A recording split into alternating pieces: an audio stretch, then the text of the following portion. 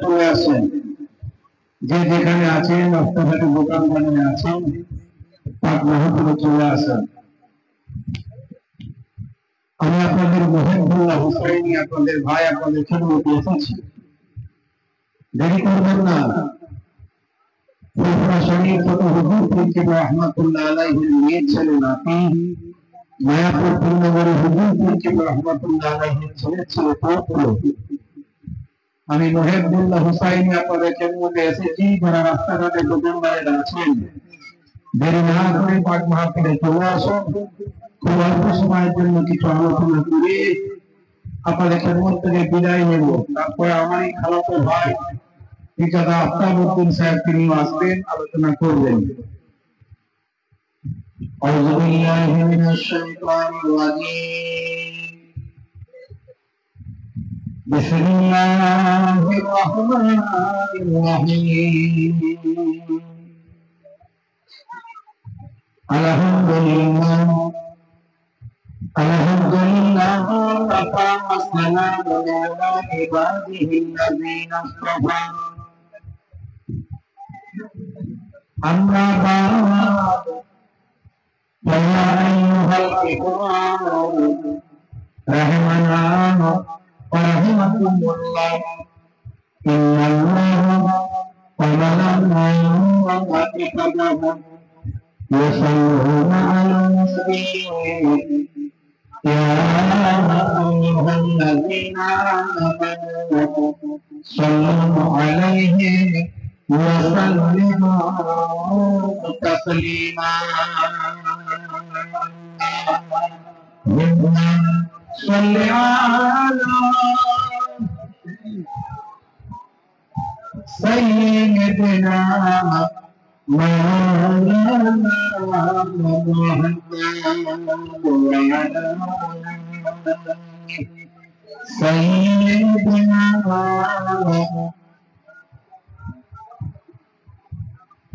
আমি গোলাম তোমার হে পরওয়ার,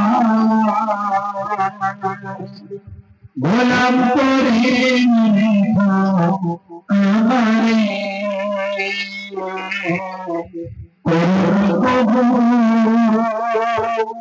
ভিতরে আমার দুনিয়া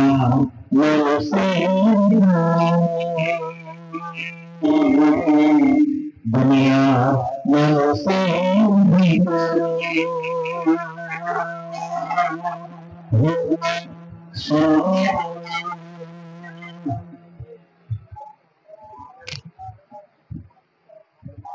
वाला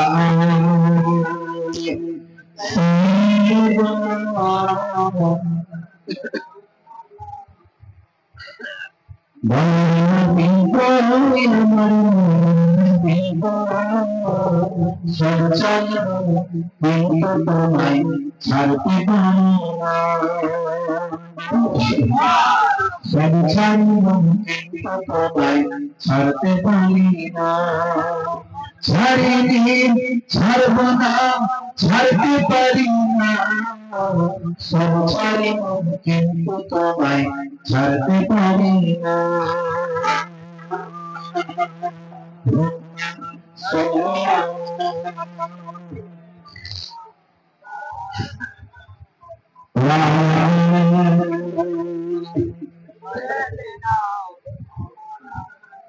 এই চেয়ার সরাতে হবে, ওই রকম চেয়ার দিতে হবে।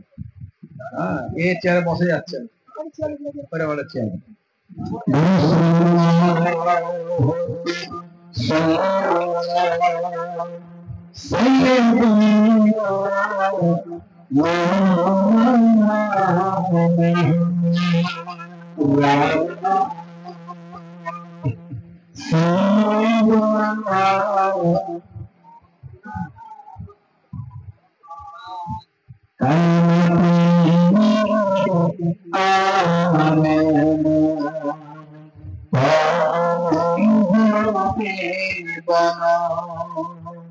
ये मोहब्बत हजरत तेरा कले पर मोती রেখেছিল কালেমার প্রতি রেখেছিল কালেমে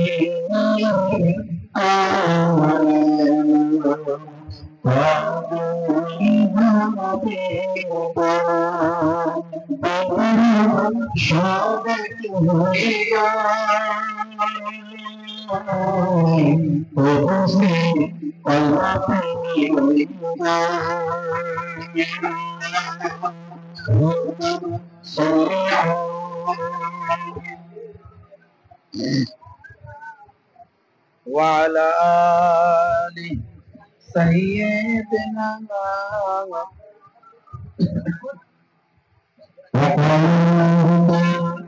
في كلامه مجيد وقرآن حميد في رسوله أسوة حسنة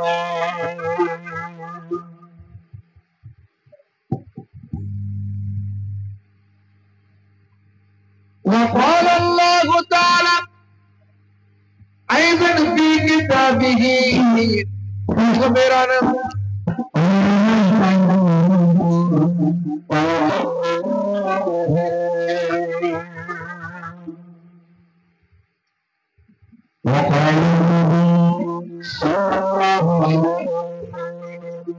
من تمسك بسنتي عند فساد النبي فلا أجر شيء إلى الحبيب أو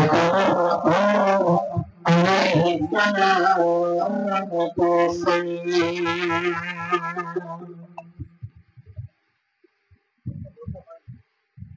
শ্রদ্ধেয় সম্মানীয় আজকে সভার সভাপতি আমার দিন দরদি ইসলাম দরদি আমার ভাইরা তরুণ পুরাকিয়া কাজীপাড়া কি পারা যাবে গ্রামের পাড়ার নাম কিছু নাই শেখপাড়া পূর্ব পাড়া পূর্ব শেখপাড়া গ্রামে যুবকদের পরিচালনায় আজকে বাৎসরিক মিসালের সব মাশাআল্লাহ খুব ভালো লাগছে আপনাদের সান্নিধ্য আপনাদের পরিবেশ কিছু সময়ের জন্য এই পবিত্র জিলহজ মাসে কিছু সময়ের জন্য আমরা এসে উপস্থিত হয়েছি কিছু দিন ধর্ম সংস্কৃতির কথা ইসলামের আহকাম আরকানের কথা আমরা শুনব এবং নিজেরা পরিশুদ্ধ হব আত্মশুদ্ধি লাভ করব খুব সংক্ষেপে কিছু আলোচনা কিতাবের মধ্যে আল্লাহ রাব্বুল আলামিন জানিয়ে দিয়েছেন হে দুনিয়ার মানুষেরা তোমাদেরকে আমি আল্লাহ বেকার সৃষ্টি করি না হে প্রভুরা হে আমার প্রভুরা শিরকে বুন্দাবান জেকে বান হে মুসলমান আমার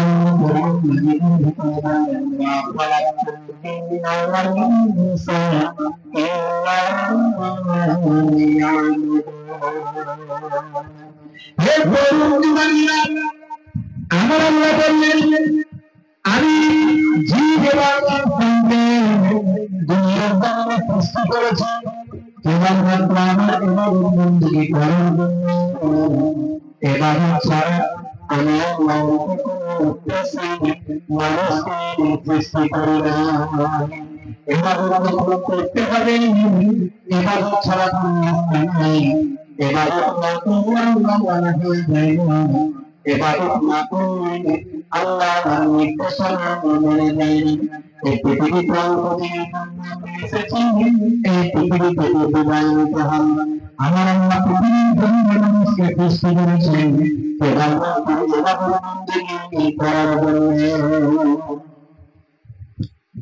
আপনি বলবেন ইবাদত মানে তাহলে তো শুধু নামাজ রোজা হজ যাকাত তাহলে সবসময় যদি নামাজ পড়বো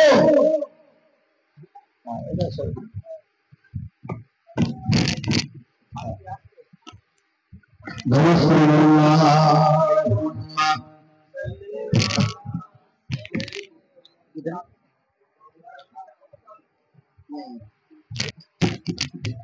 আল্লাহুম্মা সাল্লি আলা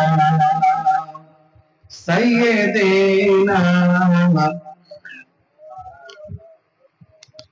ওয়া আলা আলি সাইয়্যিদিনা।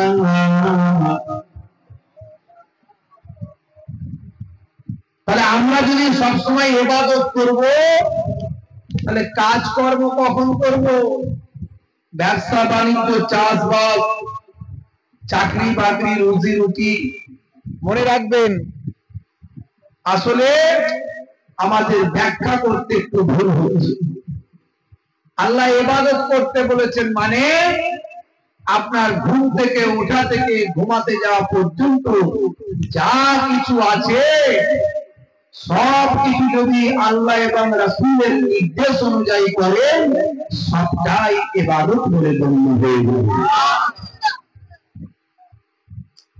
হে তরুণ যুবকেরা, আপনি ঘুমাতে যাওয়া থেকে ঘুম থেকে ওঠা পর্যন্ত, সকাল থেকে সন্ধ্যা পর্যন্ত, আবার সন্ধ্যা থেকে সকাল পর্যন্ত আপনি যা কিছু করবেন, আপনি খাওয়া দাওয়া, শোয়া, কাজকর্ম, ব্যবসা বাণিজ্য, চাষবাস যা কিছু করবেন, হে তরুণ যুবকেরা, হে আমার বন্ধুরা, যা কিছু আপনি করবেন সবের মধ্যে ইবাদতের সওয়াব পাবেন।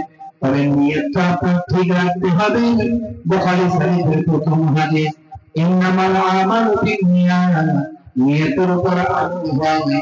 সব কিছুর উদ্দেশ্য হলো আল্লাহকে সন্তুষ্ট করা, দয়ার নবীর তরিকা মেনে চলা, নবী পাকের নির্দেশটা মেনে চলা। দয়ার নবীর নির্দেশ যদি মেনে চলেন, আল্লাহকে যদি সন্তুষ্ট করেন, থাকে আপনি চাষ করছেন, চাষটা আপনি এমন ভাবে করবেন যেন আল্লাহর নির্দেশনা অনুযায়ী চাষ করছেন। চাষ করবেন আর ছেড়ে বাড়াবেন না, চাষ করবেন মানুষকে ঠকাবেন না, ব্যবসা করছেন ওদের ঠকাবেন না, ব্যবসা করছেন মিথ্যা আশ্রয় নেবেন না, ব্যবসা করছেন মানুষকে খারাপ মাল দিয়ে দেবেন না, ভুল বুঝিয়ে। তরুণ যুবকেরা, আল্লাহর নবীর নির্দেশ অনুযায়ী ব্যবসা করছেন। তরুণ যুবকেরা, রাস্তা দিয়ে আপনি যাচ্ছেন, আপনি মানুষ ইমানদার দেখতে পেলে সালাম দেবেন, আসসালামু আলাইকুম দেবেন, তিনি সালামের জবাব দেবেন।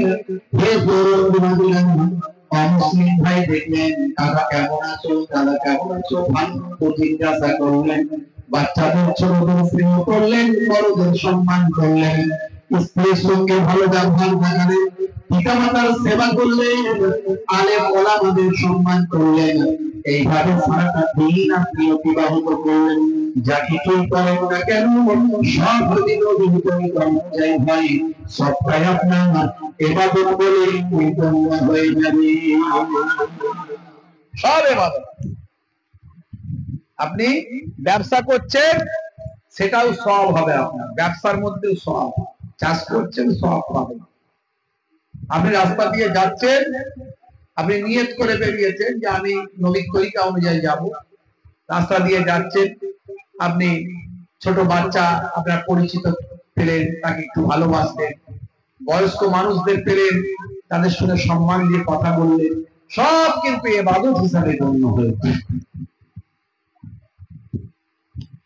হে তরুণ যুবকেরা, হে আমার বন্ধুরা, শুনে নিতে দিন বাবা, জেনে গেলেন 1450 বছর আগে আল্লাহর কোরআন কিয়ামত নবী জানিয়ে দিয়েছেন।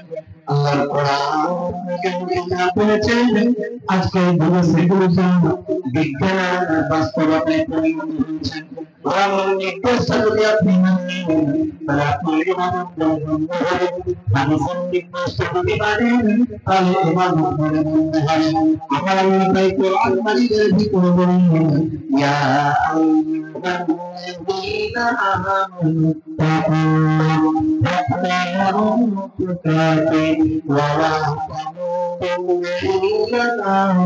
وأنتم مسلمون হে বিশ্বাসী বান্দারা, তোমরা আদি আল্লাহকে ভয় করো, ভয়টা করার মতো ভয় করো। আর ততক্ষণ পর্যন্ত তোমরা মরবে না, যতক্ষণ সচ্চা মুসলমান, সচ্চা ইমানদার না হয়ে যায়। সচ্চা ইমানদার না হয়ে মরো না, আল্লাহ নিজে বলছেন। এবার ভাবুন তো দেখি আমরা সচ্চা ইমানদার হতে পেরেছি? মুখে হাত দিয়ে চিন্তা করুন। তোমার বুকে রাখো আল্লাহরই ভয়, আসবে না কোনদিন কোনো পরাজয়, আসবে না কোনদিন কোনো পরাজয়। হারাম হারাম জেনে সরল সত্য মেনে নিষিদ্ধ সব ছেড়ে প্রথম দিন মেনে যাবে তুমি জান্নাত যাচ্ছিল স্বপ্নে। তোমার বুকে রাখো আল্লাহরই ভয়, আসবে না কোনদিন কোনো পরাজয়, আসবে না কোনদিন কোনো পরাজয়। সব কিছুতে আল্লাহকে ভয় করতে হবে।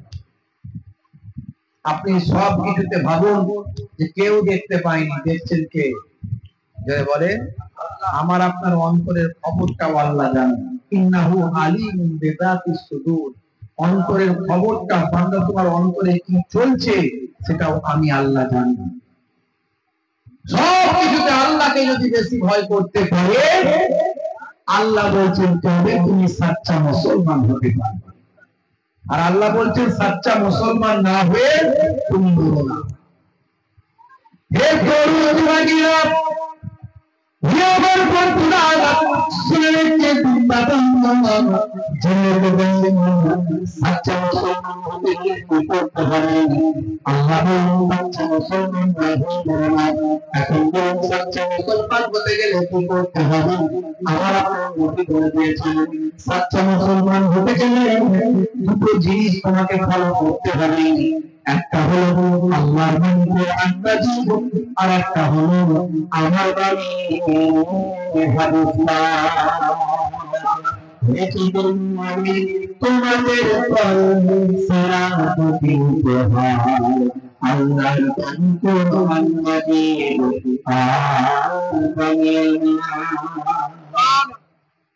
এই দুটো জিনিস আপনাকে ফলো করতে হবে, তাহলে সচ্চা মুসলমান হতে হবে। সচ্চা মুসলমান যে হবে সে একজন সৎ, অনেস্ট, ন্যায়পরায়ণ মানুষ হবে। তার থেকে মানুষ খুশি হবে, আনন্দিত হবে। তার ব্যবহারে মানুষ মুক্ত হবে। সে মুসলমান মুক্ত হবে, হিন্দু মুক্ত হবে, খ্রিস্টান, জৈন, বৌদ্ধ মুক্ত হবে। তার চিন্তা ভাবনা থাকবে অনেক বড়, অনেক উন্নত, অনেক ব্যাপকতা। তার আখলাক চরিত্র হবে অনেক মহৎ। বন্ধুরা আমার, তরুণ যুবকেরা আমার, আজকে সারা পৃথিবীর মানুষ, আজকে আমার পৃথিবীর বিখ্যাত বিখ্যাত ব্যক্তিরা আজকে বিশ্ব নবী শিষ্য, তারা আল্লাহর কোরআন মাজিদকে ফলো করে সচ্চা মুসলমান। আমি অনেক নাম এরা বলেছি, ভয়ানক তরুণ যুবকেরা, আপনি পড়লে পাবেন, আপনি খুঁজলে পাবেন, আপনি সার্চ করলে পাবেন, ইন্টারনেটে আমার বক্তব্য চালালে আপনি পাবেন। কমপক্ষে সেখানে 20 থেকে 25,000 বক্তব্য আছে। আমার বক্তব্য 20 থেকে 25,000 আছে বক্তব্য। আমি অসংখ্য এরকম পুরো ভারত করে বলেছি, অন্তত 100 এরকম ব্যক্তি উদাহরণ করে বলেছি। আমি বলেছি কেসিয়ার কথা, আমি বলেছি কাইসারের কথা, আমি বলেছি গাড়ি মিলানের কথা, আমি বলেছি জেনিফারের কথা, আমি বলেছি মাইকেল জ্যাকসনের কথা, আমি বলেছি অভিনন্দনের কথা, আমি বলেছি মিস্টার ব্লেডের কথা, আমি বলেছি মিস্টার প্রেসিডেন্ট কথা, আমি বলেছি সোনা আলী খানের কথা, আমি বলেছি আমি বলেছি মঈন আলী খানের কথা, আমি বলেছি হাসান আমলার কথা, এই রকম বলতে বলতে অন্তত কয়েকশো মানুষের উদাহরণ দিয়েছি। ওই মানুষগুলো আমার আপনার মতো মানুষ নেই। এই মানুষগুলো পৃথিবী বিখ্যাত বিখ্যাত মানুষ। আজকে কোরআন মাজিদকে ভালো করে আমার আপনার হাদিস পাককে ভালো করে দয়ার নাম আদর্শকে ভালো করে সারা পৃথিবীর বুকে তারা সাচ্চা মুসলমান হিসাবে খ্যাতি লাভ করেছে। মুসলিম তুমি নামে হলে গেছে আমি বলে না মুসলিম বাংলা প্রজাতি মুক্তকে মুসলিম তুমি কোরআন হাদিস পড়তে জানো না, মুসলিম তুমি মসজিদে নামাজে মুসলিম তুমি নবী হইয়া মুসলিম তুমি যাবে মুসলিম হৃদয়ের প্রতি সমাজ বদলাবে রে সমাজ বদলাবে। মুসলিম তুমি নামে বলে গেছে আমি বলে না মুসলিম দেখো রাতে মৃত্যু কেন হয় বলে বান্ধে নেশার থানায় হবে না কারো সাথী বলে বান্ধে নেশার থানায় হবে না কারো সাথী সালাউদ্দিন আর কাবুলের উত্তরসূরি গঙ্গ কাকুনি ব্যঙ্গ সিনেমায় নবী সফাত তবে না গঙ্গ কাকুনি ব্যঙ্গ সিনেমায় নবী সফাত তবে না বিদেশ আছে সেরামন ফিরে দেখো। আপনার মোবাইলে গুগল আছে, গুগল সেই গুগলে গিয়ে একবার সার্চ করুন who is the greatest person in the world. Google আপনাকে আনসার দেবে greatest person in the world of prophet Muhammad রাসূলুল্লাহ সাল্লাল্লাহু আলাইহি ওয়াসাল্লাম। সেই নবীর উম্মত আমরা। আমাদের আখলাক, আমাদের চরিত্র, আমাদের চিন্তা, আমাদের ভাবনা, আমাদের চেতনা, আমাদের ব্যবহার, আমাদের কালচার অনেক হাই লেভেলের হতে হবে। আপনি বলবেন ও খারাপ, সে খারাপ, ও খারাপ, ও খারাপ, সে খারাপ। আরে ভাই ও খারাপ তো আমি কেন খারাপ হব? যে খারাপ তার সঙ্গে বেশি কথা বলবে না, চুপ থাকবে, মিটে গেল ঝামেলা। সে একটা গালাগালি দিল বলে আপনিও গালাগালি দেবেন কেন? তারপর তার মতোই হয়ে গেল। সাচ্চা মুসলমান হলেন কোথায়?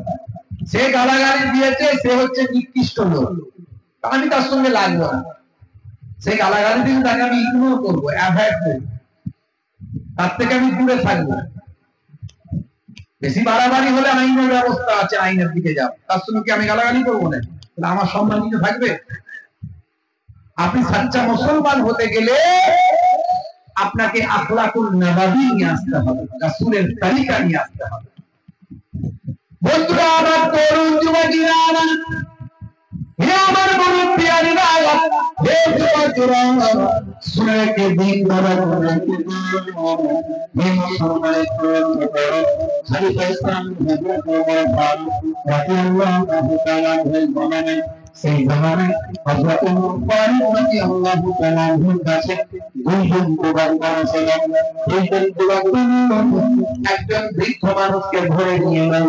হে তরুণ যুবকেরা, হযরত ওমর ফারুক সেই সময় কিন্তু হযরত ওমর ফারুক রাদিয়াল্লাহু তাআলা এই যুবক ছেলেগুলোকে বললেন তোমাদের থেকে বয়সে বড় এই ব্যক্তিকে কেন তুমি ধরে নিয়ে এসেছো, ব্যাপারটা কি একটু বলেন। তরুণ যুবকেরা আমার মুরব্বিয়ানরা শুনে কে দিন মুসলমান কোথায় লক্ষ্য করেন। সেই সময় ওই যুবককে বলল আপনি নেবেন না, মুস্তাফি মাফ করবেন। এই যে যুবকটিকে ধরে নিয়ে এসেছি, এই যুবকটা আমার পিতাকে হত্যা করেছে। বিচার, ইসলামের বিচার খুনের বদলে খুন, খুনের বদলে খুন। ঘুষ ঘাস চলবে না, চলবে চলবে। বুঝতে পারছেন? এখন তো আরবের সমস্ত নিয়ম কানুন বদলে যাচ্ছে। আরবে এখন নামে ইসলামিক শাসন। হ্যাঁ, মানে তুমি তুমি সাধু হলে আমি আজ চোর বটে। বুঝতে পারছো? তুমি মহারাজ, সাধু হলে আজ আমি আজ চোর বটে। মানে যে আইন সাধারণ মানুষের জন্য আর রাজাদের জন্য সে আইন নাই। এখন তো স্বৈরাচারিক শাসন ব্যবস্থা চলছে সৌদি আরব। বুঝতে পারছো? তারা নামে বলে আমরা ইসলামিক নীতি মেনে চলি, কিন্তু কাজে মেনে চলে না। আজকে সৌদি আরবে সেখানে বার তৈরি হয়েছে, বার আবার নাম দিয়েছে হালাল বার, মদ আবার হালাল। সেখানে গোয়ার মতো সিরিজ হয়েছে, সিরিজ হ্যালোইন করে। হ্যালোইন, হ্যালোইন মানে জানেন? হ্যালোইন মানে হলো এগুলো খ্রিস্টান দেশের কালচার। হ্যালোইন আমেরিকা ব্রিটেনের কালচার। এগুলো তারা কি করে, বছরে একটা বিশেষ দিনে তারা ভূত সাজে। ভূত কি করে? ভূত সাজে। বুঝতে পারছেন? মানুষ ভূত সাজবে, রোগা ভূত, মোটা ভূত, উড়ন্ত ভূত, ঘুমন্ত ভূত, গাছে ভূত, মাটিতে ভূত, নানা রকমের ভূত সেজে নিজেদের মধ্যে আনো ভানো চাও সব করে। বুঝতে পারছেন? এর নাম হলো হ্যালোইন। কেন করে না? এইরকম এই পাশ্চাত্যের ওই দেশগুলোতে বিশ্বাস করা হয় যে মানুষ মারা গেলে তার আত্মা যদি আবার ফিরে আসে, ব্যাকে আসে, এসে যদি ভয় টয় পাওয়ায়, এই জন্য বছরে ওরা একদিন এরকম ভূত সেজে হ্যালোইন করে। সৌদি আরবের লোকেরা বলছে, আরব সরকার বলছে, ও খ্রিস্টান দেশের রাজা বাদশারা, তোমরাই শুধু হ্যালোইনটা করবে কেন, আমরা একটু করবো। বুঝতে পারছেন? কেন? ভাই যে তোমরা করো তো আমাদেরকেও তো ভালোই লাগে, আমরা একটু করি, তোমাদেরও ভালো লাগবে।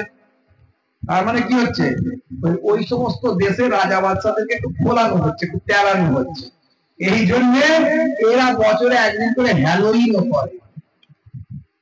ইসলামিক কালচার, নবীর আদর্শ আজকে এদের কাছ থেকে হারিয়ে যাচ্ছে। বুঝতে পারছেন? ভাইরা আমার, তরুণ যুবকেরা, আপনারা দেখেছেন মুসলিম বিশ্বের একটা দেশ এই কিছুদিন আগে ট্রাম্প এসেছিল।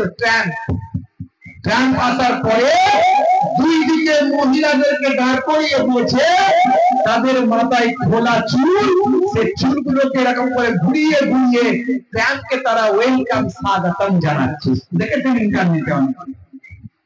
এই হলো এদের অবস্থা। আর কিছু মানুষ এখন বলে আরবে এটা নাই, আরবে আরবে উদাহরণ দিবি না একদম।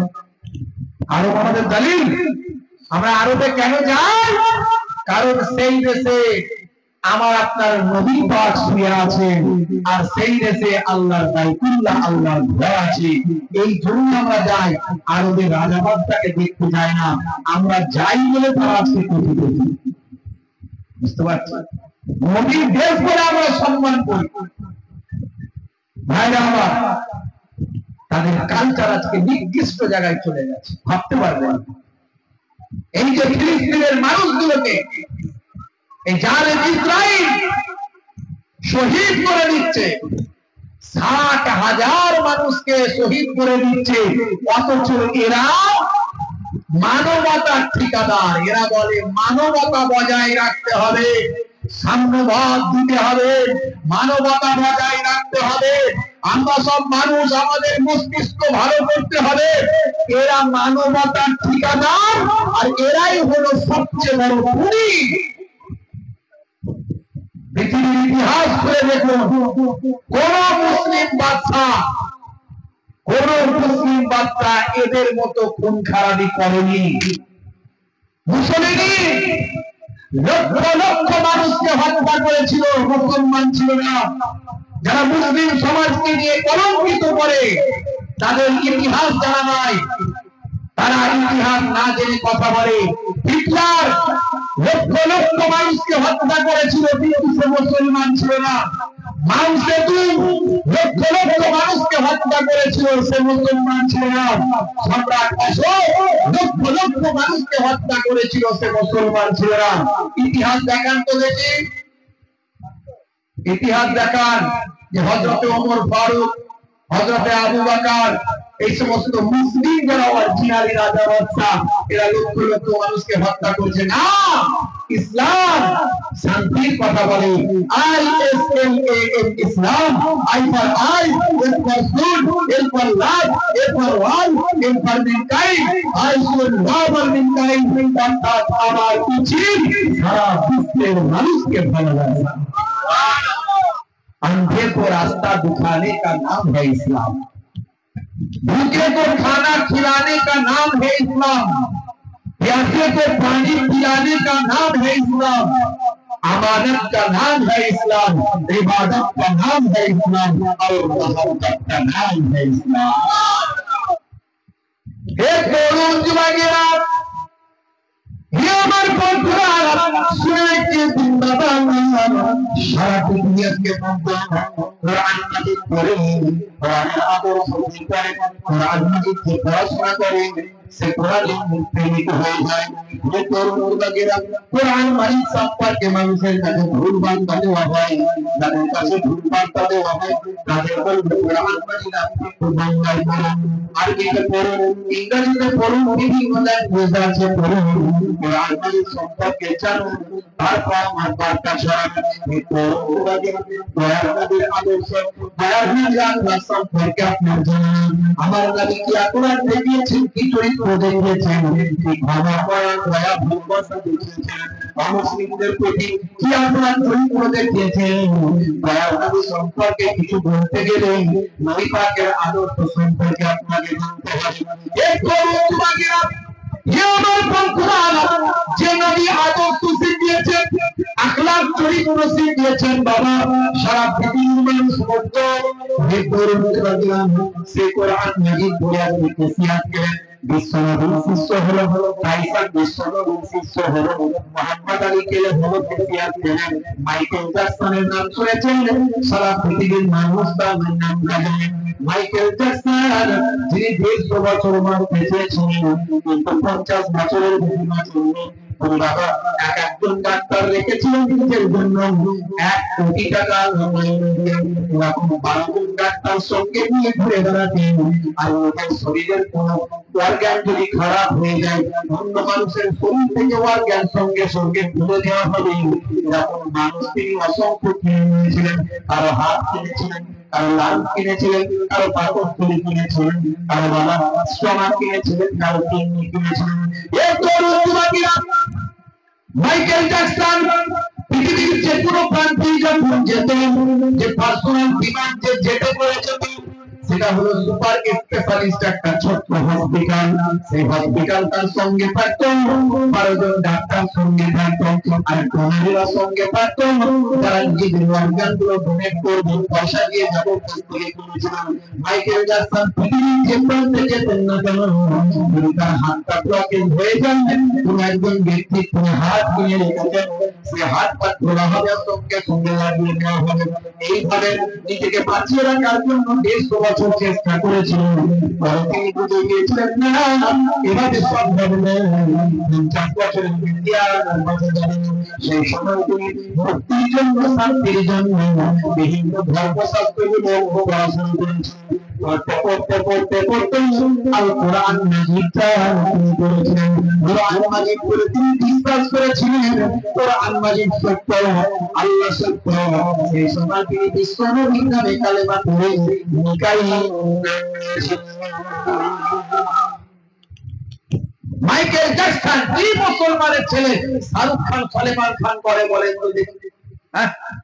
মুসলমানের ছেলে স্কিন টাইট গেঞ্জি, স্কিন টাইট প্যান্ট, জিন্সের প্যান্ট আবার 3 জায়গায় ছেঁড়া।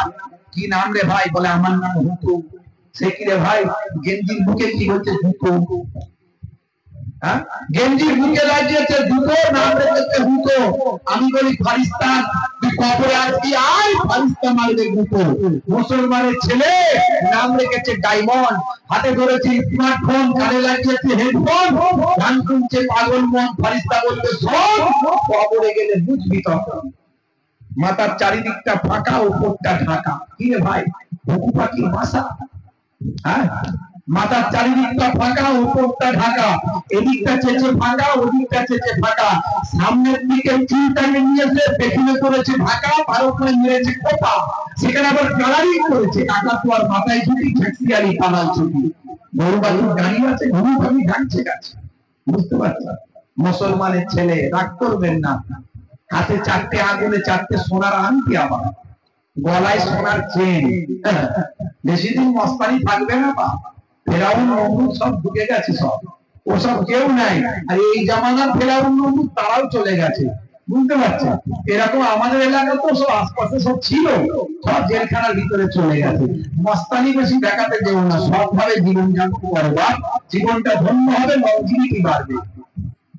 হ্যাঁ, মুসলমানের ছেলে হাতে বালা, কানে ধুল, মাথার পেছনে লম্বা চুল, বলছে তোরা যা করছিস সব দেখা ভুল। এখন আর মানুষকে বোকা বানিয়ে লাভ নাই, মানুষ বোকা নাই, সবাই চালাক। কেউ বলে কেউ বলে না, কেউ বোঝে বেশি বলে কম, বুঝতে পারছেন? ইন্টারনেটের যুগ, 5G ইন্টারনেট। এখন আর কেউ বোকা নাই, পাড়ার বয়স্ক মহিলা, বৃদ্ধ বুড়িমা গুলো চালাক, তাদের জ্যাকেটেও মোবাইল।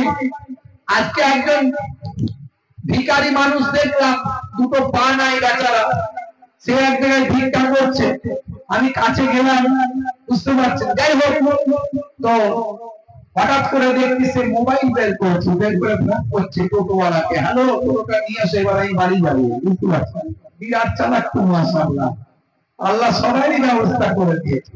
হ্যাঁ ভাইরা আমার, তরুণ যুবকেরা আমার, একজন মহিলা ভিক্ষা করতে করতে এক বুড়িমার কাছে গিয়ে হাজির। বুড়িমাকে গিয়ে বলছে, বুড়িমা, বুড়িমা, তোমাকে ভিক্ষা টিক্ষা দিতে হবে না, দুপুরবেলা বড় ভোগ লেগেছে, কিছু খেতে দাও।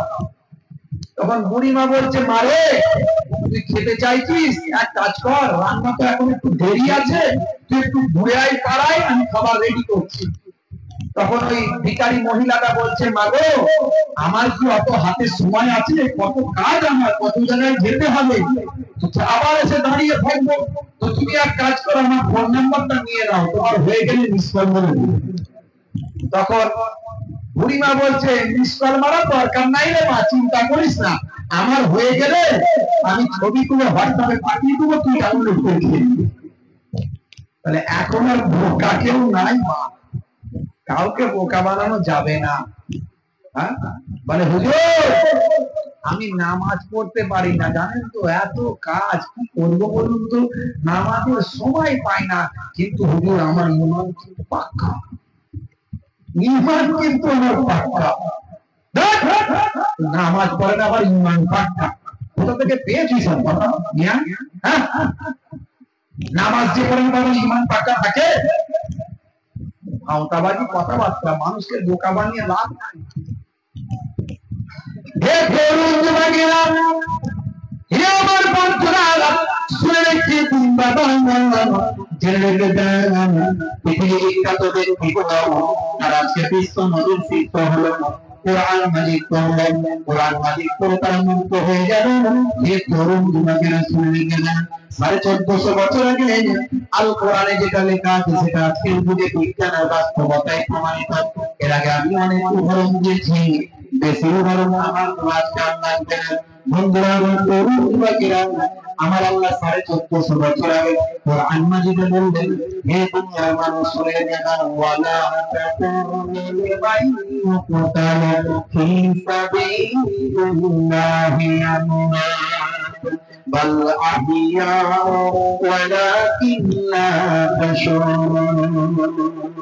হে তরুণ যুবকেরা, যারা আল্লাহর পথে নিজেদের জীবনকে উৎসর্গ করেন, তাদেরকে তোমরা মৃত্যু বলো না, বরং তারা জীবিত। কেমন করে জীবিত তোমরা জানো না? যারা আল্লাহর পথে নিজেদের জীবনকে উৎসর্গ করে, আল্লাহর পথে উৎসর্গ করতে হবে, ভালো করে বুঝবেন। এখন পলিটিক্স করতে গিয়ে, মারামারি করতে গিয়ে মরে গেছে, বলতে শহীদ অমর রহে, তুমি এগিয়ে চলো, তোমার পিছে আমরা আছি, আছে না? নাই, সব শহীদ, মল্লি শহীদ, অত সহজ নাকি? শহীদ পড়ে আছে। হ্যাঁ, আল্লাহ বলছেন, শহীদরা মরে, দুর্দান মরে, জিন্দাত মরে, জিন্দাত। শহীদ কাকে বলে? মনে রাখবেন, শহীদ হলো যে ন্যায়ের পথে, সত্যের পথে, আল্লাহ এবং রাসূলের পথে, কোরআনের পথে, হাদিসের পথে। হে তরুণ যুবকেরা, হে আমার বন্ধুরা, হে আমার মুরিদিয়ানেরা, শুনে রাখুন এমন ব্যক্তি যে মসজিদের জন্য, মাদ্রাসার জন্য, কোরআনের জন্য নিজের জীবনটা উৎসর্গ করেছেন আল্লাহকে সন্তুষ্ট করার জন্য, কারণ নিয়ত হবে আল্লাহকে সন্তুষ্ট করার জন্য, বিরক্ত দেখানোর জন্য নয়। মানুষ আমাকে বাবা দেবে এই জন্য আমি লড়াই করছি, না না, এই জন্য নয়। নিছক একেবারে আল্লাহকে সন্তুষ্টি করার জন্য, ইসলামের জন্য যদি তার জীবনটা চলে যায় আল্লাহর খাতা নয়, তার নামটা শহীদের জায়গা। শহীদদের ক্ষেত্রে আমার আল্লাহ বলছেন শহীদদেরকে মরে গেছে বরং তারা জীবিত, কেমন জীবিত হবে না। বন্ধুরা আমার জায়গার নাম হলো ফিলিস্তিন, জায়গার নাম হলো ফিলিস্তিন। ইন্টারনেটে একটা ছবি ঘুরে বেড়াচ্ছে, আপনারা দেখেছেন, ধ্বংসস্তূপের তলায় একটা ডেড বডি চাপা পড়ে আছে, তার হাতটা শুধু বেরিয়ে আছে, হাতের মুঠোটা শুধু বেরিয়ে আছে, আর হাতের মুঠোর ভিতর থেকে একটা চারা গাছ বের হয়েছে। আপনারা অনেকে ছবিটা দেখেছেন ইন্টারনেটে, দেখেছেন, একটু হাত তুলেন তো দেখি। আছেন একজন ভাই দেখেছে, আর দুজন দেখেছে, আর কেউ দেখেছেন? হ্যাঁ, একটু মোবাইলটা ভালো কাজে ব্যবহার করবেন। এখন তো মোবাইল সবাইয়ের কাছে, কথা ঠিক না ভুল? এই বড় বড় মোবাইল সবাইয়ের কাছে, কিন্তু মোবাইলটাকে সবাই ভালো কাজে ব্যবহার করে না। রাত দিন মোবাইলে শুধু গান শুনছে, সিনেমা দেখছে, কার্টুন দেখছে। কার্টুনটাকে না, বাচ্চারা কার্টুন দেখে, আর কি বলে আপনার ওই সিরিয়াল দেখছে। হ্যাঁ, মায়েরা বোনেরা দেখতে প্রচুর সিরিয়াল দেখে। আপনাদের এখানকার মায়েরা অনেক ভালো, বুঝতে পারছেন, এখানকার মেয়েরা আমাদের সব কাছের মানুষ, এরা সব ভালো। এখানে সিরিয়াল টিরিয়াল চলে না, অন্যান্য জায়গায় চলে, তো তাই বলছি। আর মোবাইলে এখন ইয়ং ছেলেগুলো, বাচ্চাগুলো শুধু ফ্রি ফায়ার পুরি চালাচ্ছে, শুধু পুরি চালাচ্ছে, গুলি আর শেষ হয় না। জলসায় যাচ্ছি, কিছুটা দূরে ভাই আমার মনে করেন যে লাইট জ্বলছে, কিছুটা দূর থেকে লাইট দেখতে পাচ্ছি, কাছাকাছি যাচ্ছি, দেখতে বাঁশ গান, বাঁশ গাছের ঝোপ, অন্ধকার। এই যে অন্ধকার আছে, সেই ঝোপের ভিতরে দেখছি লাইট জ্বলছে 10-12টা। কি হলো রে ভাই? তখন আমার পাশ থেকে ড্রাইভার সাহেব বলছে ফ্রি ফায়ার খেলছে, ফ্রি ফায়ার। বুঝতে পারছি, মানে লোকের সামনে খেললে লোকে হয়তো বিরক্ত হবে, ওরা নিরিবিলিতে ভগবানের ঝাড়ে সাপে খাবে, ব্যাঙে খাবে, ওসব চিন্তা ওদের নাই, খেললেই হবে। মানে গুলি চালিয়ে গুলি শেষ হয় না, বুঝতে পারছি। আপনারা জানেন এই ফ্রি ফায়ার যখন উঠেছিল আজ থেকে কয়েক বছর আগে, আমি ফ্রি ফায়ার নিয়ে বক্তব্য রেখেছিলাম। আমার বক্তব্যটা ইন্টারন্যাশনাল ভাইরাল হয়েছিল। শুধু ভারতবর্ষ নয়, ভারতবর্ষ নয়, বাংলাদেশ, পাকিস্তান, আফগানিস্তান, পৃথিবীর কয়েকটা দেশেতে ভাইরাল হয়েছিল, বিভিন্ন ভাষাতে ইউটিউবাররা ভাইরাল করেছিল। এই ফ্রি ফায়ারটা কিন্তু আমাদের দেশের কোম্পানি নয়, বিদেশি। ওই ফ্রি ফায়ারের দুটো আপনার, ওই ফ্রি ফায়ারের দুটো আপনার ক্যারেক্টার ছিল, একটা হলো অ্যাডাম, একটা হলো ইভ। যারা প্রথম প্রথম খেলেছে, মাথা নাড়ছে, খেলতে নাকি আগে? দেখে তো এরকম মনে হচ্ছে, হাতা বালা পড়ে তো কেমন সলমান খান চাস্তো ভাই। হ্যাঁ, রূপবালা, রূপ এমনি নর্মাল। তুমি তো নিজেই সোনা, আবার এসব বালা সোনা এসব করে কি হবে? বালা কারা পড়ে, ছেলে না মেয়েরা? মেয়েরা পড়ে। হ্যাঁ, ওই যাই হোক, ওটাই বালা, ওটাই চেন, ব্রেসলেট পড়বে না, খুলে ফেলবে। এগুলো ইসলামে নিষেধ। সোনা রূপা, এই সোনা তো পুরুষদের জন্য হারাম, আর রূপা 4 আনার বেশি চলবে না। এই যে আমার হাতে 4 আনা পরিমাণ রূপা আছে, এই আংটিটা, এই পাথরটা আমি মদিনা শরীফ থেকে কিনেছিলাম। এটা আল্লাহর নবী এই পাথরটা পড়তেন বলে শুধু আমি পড়েছি, কারণ আমার আংটি ফাংটি তো ঝোঁকও ছিল না, কোনোদিনই ছিল না। আমি যখন কেতাব পড়তে পড়তে পড়লাম, তখন এই আংটি পাথরটা ওখান থেকে মদিনা শরীফ থেকে পিওর একদম নিলাম। আমারই এক ভক্ত আমার সঙ্গে ছিলেন, হায়দ্রাবাদে তার বিরাট সোনার কারবার আছে, বলল হুজুর আমি আপনার আংটিটা বানিয়ে দেবো। তো উনি আংটি বানিয়ে আমার বাড়িতে এসে দিয়ে গেছিলেন। তো যাই হোক, সোনা রূপা সব হারাম পুরুষদের জন্য। 1450 বছর আগে আল্লাহ নবী নিষেধ করেছেন পুরুষ মানুষদের জন্য রূপা 4 আনা পরিমাণ 4 আনা পরিমাণ জায়েজ। এই যে 4 আনা ওজন দেখছেন না, সরু খুলে আছে, এর মধ্যেও কারণ আছে, ব্যাখ্যা আছে, বৈজ্ঞানিক কারণ আছে। আমি যে হাই স্কুলে সার্ভিস করি, খুব বড় স্কুল, প্রায় 2000-এর কাছাকাছি স্টুডেন্ট ছিল, বুঝতে পারছেন, বর্তমান সময়ে প্রায় 40 জনের উপরে স্টাফ। তা আমার হাতে প্রথম যখন এই আংটিটা দেখেছে, আমার এক কলিগ, আমার খুব কাছের টিচার শুভঙ্কর স্যার, সায়েন্সের টিচার, আবার দীর্ঘদিন ধরে ইঞ্জিনিয়ারিং করে এসছে, খুব হাই লেভেলের টিচার। তা আমাকে খুব সম্মান করে তারা, কারণ আমি এই যে ড্রেসটা দেখছেন, এই ড্রেস পরেই আমি স্কুল যাই, এইরকম ভাবেই আমি স্কুলে ক্লাস নিই। আমার জন্য একটা আলাদা রুম দিয়ে দিয়েছে সম্মান করে। তো আমাকে বলছে, স্যার একটা কথা বলি। বলে কি কথা? বলে আচ্ছা, এই যে হাতে আংটি, এত সরু আংটি কেন? একটু মোটা সোটা আংটি করবেন, ভালো লাগবে। হ্যাঁ, আমি বললাম কারণ আছে, কেন করি বললাম সব। ভুলে বলার পরে তিনি আমাকে একটা উদাহরণ বললেন, বাহ কত সুন্দর আপনাদের ইসলাম। কেন এটা সুন্দরের কি হলো? বলছে দেখুন, এর মধ্যে একটা সমতা বিধান করার একটা সিস্টেম শেখানো হয়েছে। সেরকম সবাই সমান, সব পুরুষ সমান, সব ছেলেরা সমান। এর মধ্যে আবার কি পেলেন? বলছে দেখুন, ইনকাম বেশিরভাগ কারা করে? ছেলেরা করে, মেয়েরা এক্সেপশন, ব্যতিক্রম 1% 2% ছাড়ুন, ম্যাক্সিমাম 98% ছেলেরা ইনকাম করে। সে চাকরি হোক, ব্যবসা হোক, আর যে কোনো কাজই হোক, ছেলেরা ইনকাম করে। এখন ভাবুন, কেউ মাঠে খেতে 300 টাকা ইনকাম করে, আর কারো আবার বিশাল বড় ব্যবসা আছে, সে দিনে 3 লাখ টাকা ইনকাম করে, লাভ করে। তো যে 3 লাখ টাকা লাভ করবে, তো মনে হতেই পারে যে আমি মোটা মোটা সোনার 10টা আঙুলে 10টা সোনার আংটি, গলায় সোনার চেন 2-4টে, বাকি লাহিড়ির মতো, হ্যাঁ হতেই পারে।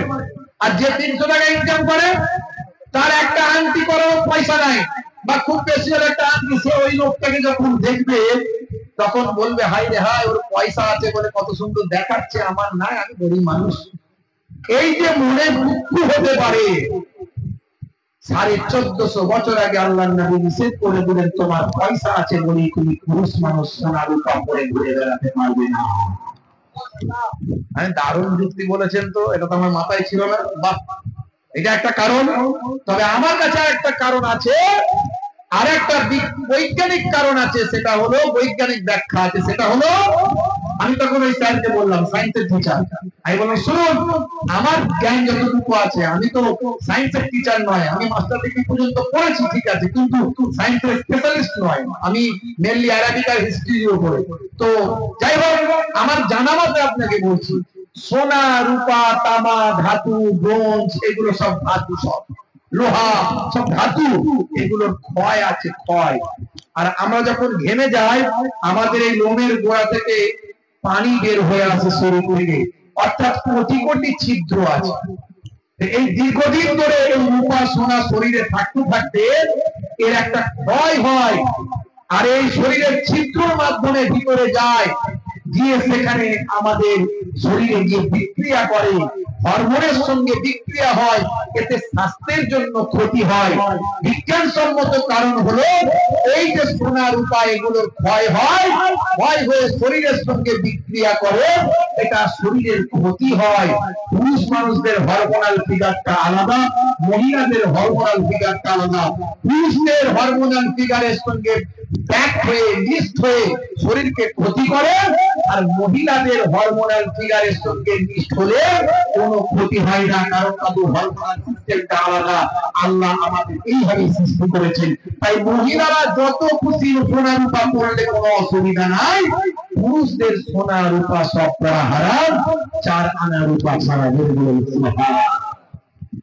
1450 বছর আগে যা বলা হয়েছে ইসলামে, সব আজকের যুগে বিজ্ঞান আর বাস্তবতায় প্রমাণ।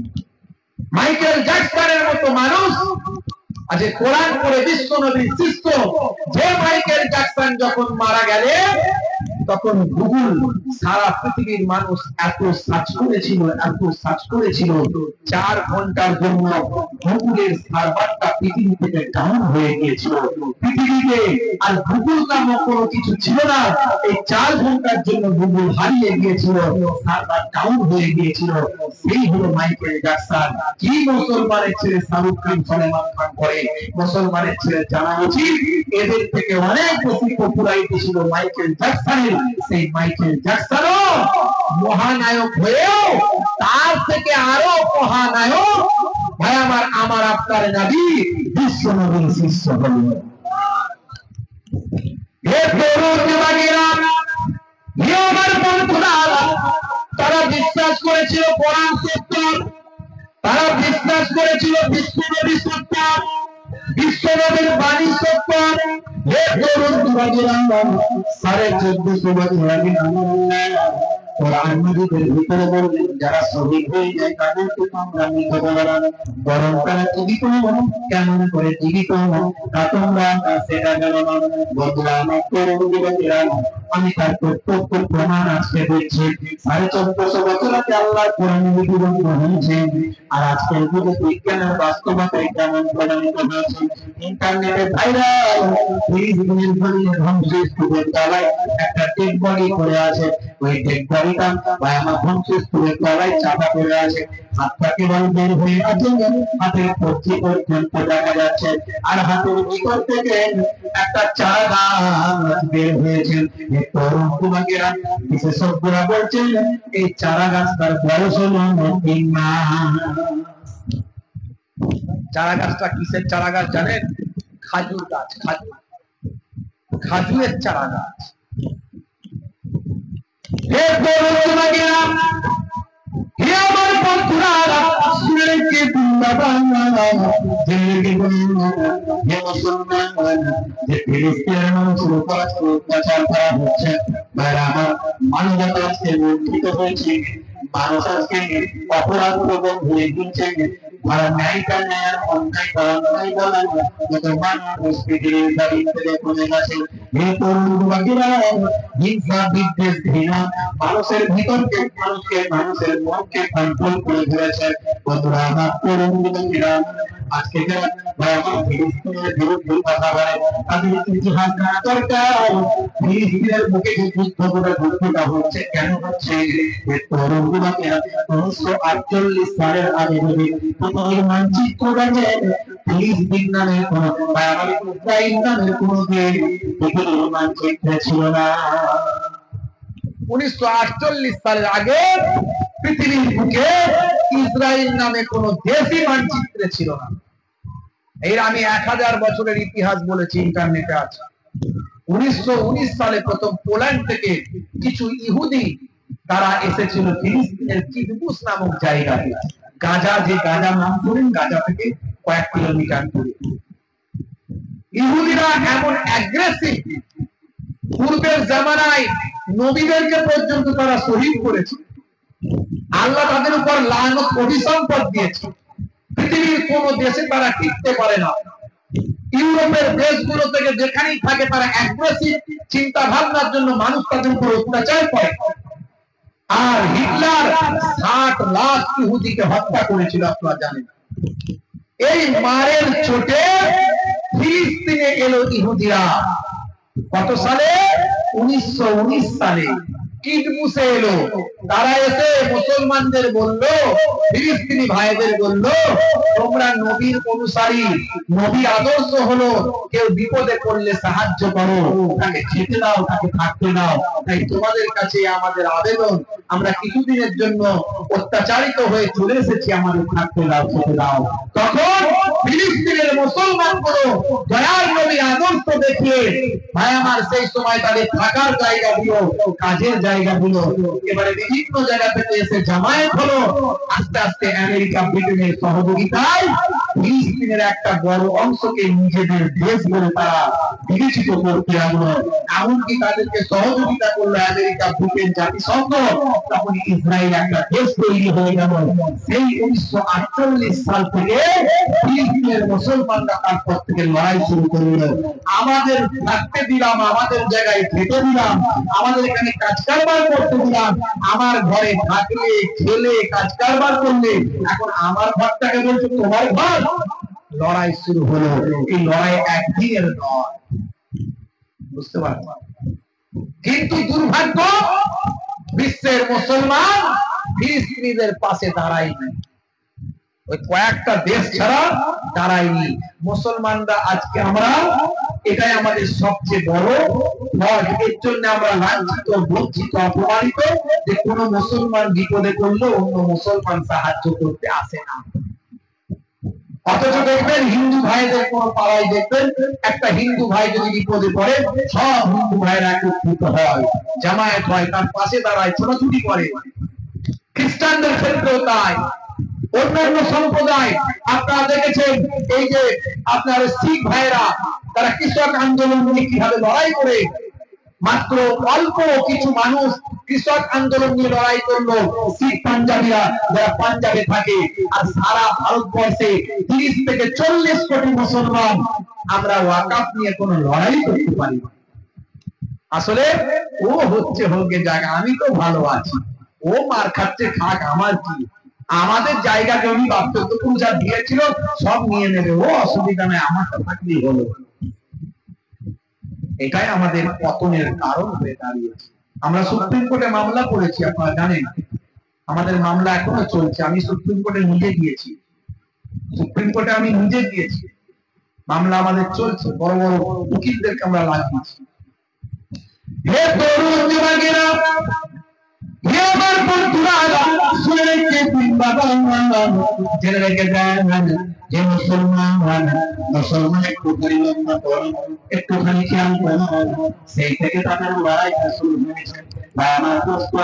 ফিলিস্তিনি মানুষদের দেশটাকে তারা ছেড়ে দিতে চায়। মুসলমানদের প্রথম কিবলা, যেটার নাম হলো মসজিদুল আকসা, সেই মসজিদুল আকসা মুসলমানদের দ্বিতীয় মসজিদ। মুসলমানদের প্রথম মসজিদ হলো কাবা ঘর, যে কাবা শরীফে 1 রাকাত নামাজ পড়লে বান্দা 1 লক্ষ রাকাত নামাজের সওয়াব পায়।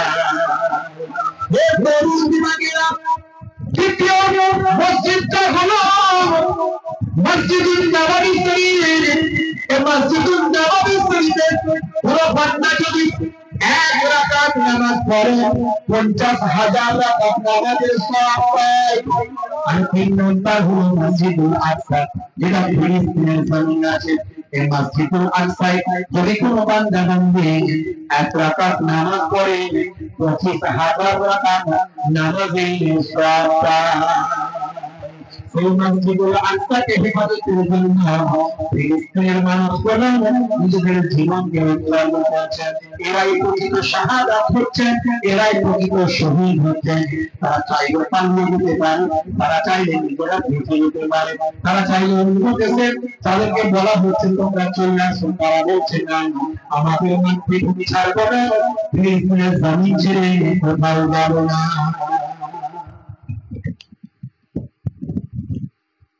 ओ मेरे नबी पद है, मैं भी तो फिलिस्तीन हूँ, तुम मुझको बचा लो ना, जालिम जुल्म करे वही कोई बंदा। ফিলিস্তিনের মানুষগুলো তারা যেটা বলছে, আমি আমার কবিতায় সেটা লিখে তুলে ধরেছি।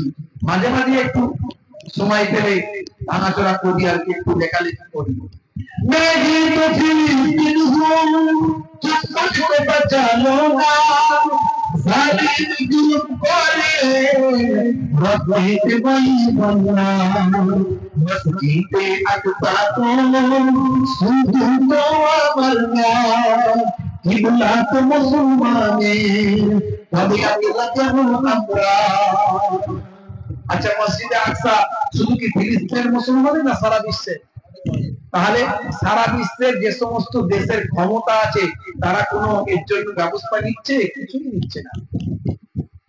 জালিম ইসরাইল होगा घर मेरे भूलेर मतो शिशु दीदार कोई मारी माफिर माफिके जात बज्र धोले इज्जत ताদের মুখে জালিম যখন চাইবে উঠনা भी तुम्हें होगा झुकना भी तुम्हें होगा झगड़ा भी तुम्हें होगा लड़ना भी तुम्हें होगा